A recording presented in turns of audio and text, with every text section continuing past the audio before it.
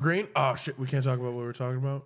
Why not? You holding out on me? What the fuck is this? It is a beautiful thing. In the neighborhood. It is. I'm trying to quit. Listen, I'm trying to quit. smokers, this is the way to go. This is the only way I've been able to quit smoking is by smoking the vaping. Yeah. It's very good. So you just hold this? Yeah, you just hold it and you take it in. So we are the guys from the Did You See That Shit Mixed Martial Arts podcast. The fastest growing podcast out there. You better represent. I am Mike Straus, a.k.a. Straus21. And I am Apollo Taje Mahal, a.k.a. Apollo T. Mahal, a.k.a. Low Life. What's up? And yeah, this is something, I don't know, this is like the third week we've done this. This is, we're doing a live version of our podcast, but not really. It's nothing like our podcast. It's just kind of a recap of the last week's mixed martial arts events. And yeah, our podcast is a lot more professional. Definitely. It's a lot more structured too. But being that this week was Bellator 198 in Chicago, and it's been crazy. We only did one episode last week. We haven't been able to keep up with as much, so we figured. Well, the biggest reason why is because you're out here living your best life as, what is that organization you're in again? Stun on them. What? The MMA Journalists Association. If you're a mixed martial arts fan, you know who the MMAJ is. It's no big deal. But, it's no big deal. My guys out here doing real things. No, seriously. But moving along, what else is here? Well, let's talk a little bit about Bellator 198, right? So, Mir and Fedor. A fight I wanted to see 5 years ago finally happened. You got 50 seconds of it. I got 50 seconds of it. I don't want to see Frank Mir get knocked out anymore. I don't. Neither do I. I don't want to see this anymore. Do you think that you don't think he can compete at the highest level? No, of Bellator? I don't. I just it's the Czech Congos, the Javier Aylas. I think he's one punch from getting clipped every time, and I don't like that. Now, if he comes back and he for some reason just becomes a world beater again, or at least can compete, I'm happy. 37. I'm happy to see him. But if he cannot compete anymore, I want him to just be a personality because that is what he is great at. Yeah, he is great at that. I'm a huge fan.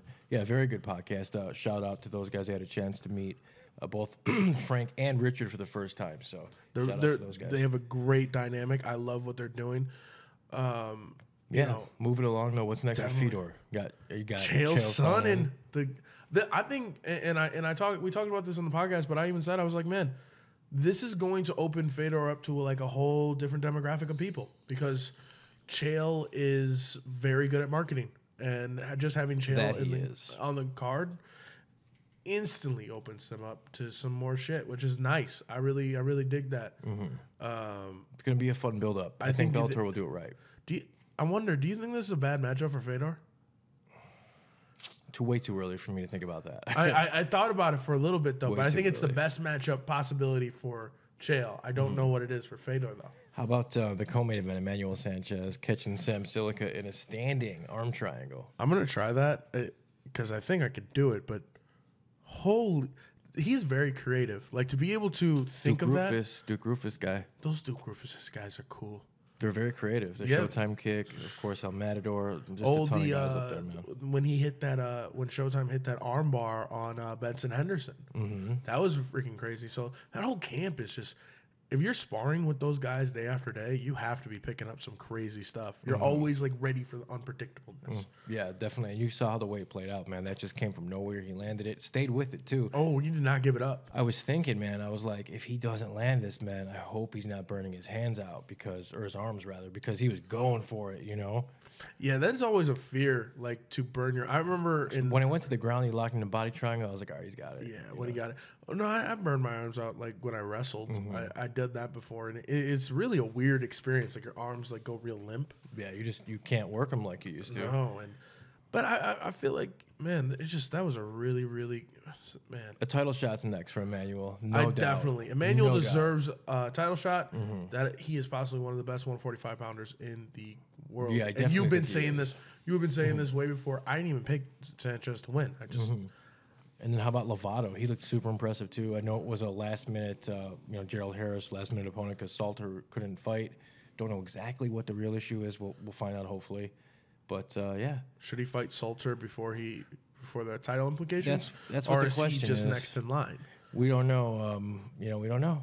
Either it's either going to be Salter or the winner of Gegard. Mousasi and Carvalho at 200. So we'll see. Man, I don't know. I feel like Lovato deserves the title shot next. I understand Salter was also a top contender, but Lovato didn't beat just a random late replacement. He beat a beast who had to cut 33 pounds. No, we had to cut 30 pounds in 3 days. That's what he told me after. God. Yeah. Crazy. You ever had to cut weight before?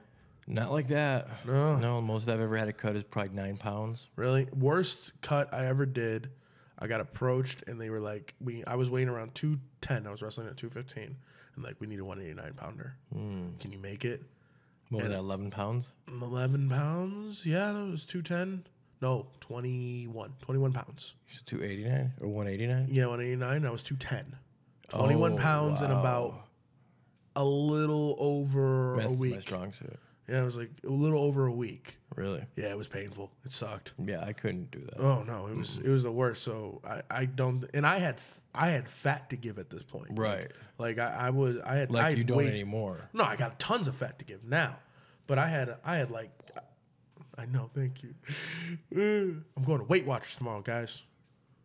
Yeah, I'm starting it tomorrow. Oh, fantastic. I know. I'm going to start Joey Diaz looks phenomenal. I know, Joey Diaz. Joey Diaz actually, I did it once before. I was very embarrassed about it, but Joey Diaz kind of made me feel like I can do it. And then he talked about being ashamed of being overweight, and it kind of hit home with me. So I'm going to go do that. All right. So I can stop. Getting too sentimental. We're getting too sentimental. How about Neiman Gracie? He continued his unbeaten streak. He looks great, man. He beat a very game Javier Torres. This dude, Javier, really believed in himself. He had me believing. Yeah, he almost had me convinced there for a little bit, but ultimately, Neiman Gracie, I think he's one of the best. I think he could be. Hopefully, they build him right and they do their thing. I think he could be one of the better Gracies to ever do it if he continues on this path. I was very surprised by his stand up. It was not bad. No, I'm always very concerned. It wasn't great, but it wasn't great. Bad. But it wasn't bad. It wasn't Dylan Dennis bad. I thought Dylan, but his stand up was very good, and if he keeps getting better in that realm, it's gonna be interesting, man. He's a really fun fighter. Who? Gracie. Yeah, he is. He's a fantastic fighter. I think he has the makings of finally being a champion Gracie. Ooh. A little low blow there. Like you have a personal vendetta against him or something. Against some of them? And Dylan Dennis, you just kind of threw him a little insult. I didn't. His stand-up's not good. Well, he had a successful MMA debut. It was one of the most highly anticipated debuts in a long time. He took out Kyle Walker, kind of expected to, right? Yes, his jiu-jitsu is on a whole nother level. I don't think he looked all that bad. I don't think he looked great, and I don't think that he deserves to be in Bellator. I have a hard time with guys like these specialists who come from another sport and just hop into MMA. I would even say Gokhan Saki, who I think had a losing record coming into the UFC. If I'm not, I don't know off the top of my head. I don't have a Jamie, so. But I don't know. I just have legit an issue sometimes with guys like that making their debut in either the second or the biggest promotion in the world, and getting to hop over a lot of fighters who have not gotten their opportunity yet, and especially at a really tough division in Bellator at 170. There's a lot of killers out there, and I feel that, I think he's going to lose to. I think he's going to get mauled by Jake Smith, man. I think he's going to. Jake Smith gets the fight. I think he should. I think it makes sense, name recognition wise, not skill level wise. Skill level wise, this fight makes no sense. Jake Smith, the half black attack. Dang, we saw what he did to Steve Cazzola. Steve Cazzola is no joke. Yeah. So, but name recognition wise, who's really talking about Jake Smith? So Dylan Dennis might not even be recognizing who he is and takes it. Yeah, it's gonna be interesting, man, because Jake Smith is a talented dude. So I'm not saying Dennis isn't. I'm saying their skill sets are completely different. So, but not really, because Jake Smith, he can. I don't think he's Dylan Dennis level, but he can hold his own, definitely. Listen, he started off as a wrestler, right? And he changed with Chael every day, so the dude can fucking hold his own. That's all I'm saying. It's be interesting if that is actually the fight that ends up happening. It makes sense to me. Also, what else is going on, man, in the world? Oh, Illinois fighters. that are on the 225 card stay away from any of the pot smoke because my state, Illinois, if you smoke, even if it's for medical reasons or you're doing it legally in your state, you can't have anything. There's no tolerance in our state. Most states have a tolerance. Fuck you. But that, of course, is not marijuana smoke. That is just vapor smoke. But, yeah. You know what? This is a crime. It's crazy, right? Yeah, because we're run by the mafia, and they want to stop. We definitely are not. We are run by the mafia, and they don't want us to have weed because they're with Big Pharma. There's my conspiracy for the fucking day. Because fighters... Thanks, Eddie Bravo. Thank you, Eddie Thanks, Bravo. Apollo Bravo. Woo! Because now we can't have Nick Diaz in Chicago. Or any of the Diaz brothers, for that matter. I know. That's all I wanted. Or even Sugar O'Malley. Sugar Sean O'Malley. Yeah, that's true, too. Have that high-ass dude here. Well, not That's gonna a happen. that's a lot of exciting fights Chicago can't get. Mm-hmm. Now he has, to get straight-edged fighters only. Yeah, like you. Definitely.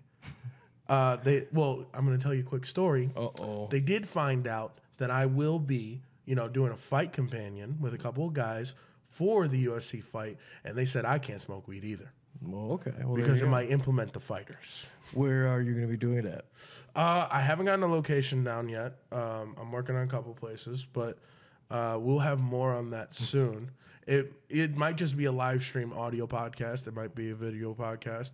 But, it's going to be me and a couple of friends because you're going to be, big time journalist at the fight. I don't know what I'm going to be doing. I don't know if I'm going to be covering it. I might not be covering it. I might just be attending it as a fan.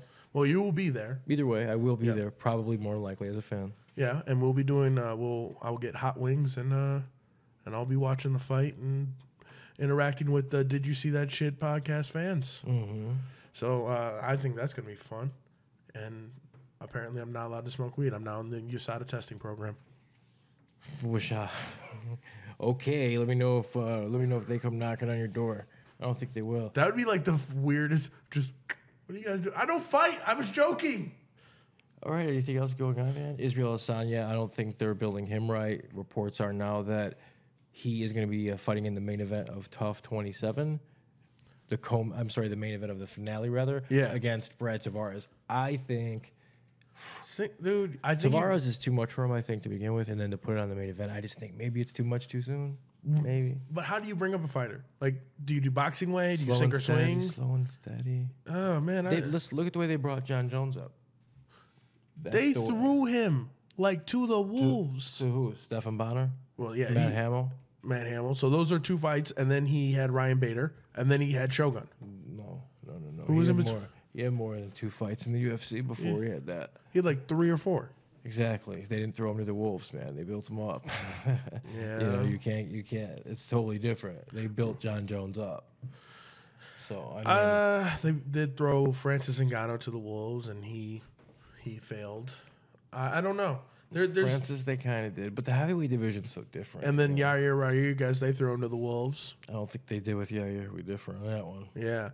I think they threw him to the wolves by throwing him to Edgar. He was not ready for that. Well, he definitely wasn't ready, but I don't think that means he was thrown to the wolves. Dude, I don't know. There's so many ways of thinking when it comes to building up a star and how you should do it that, honestly, we just got to see what happens in the fight.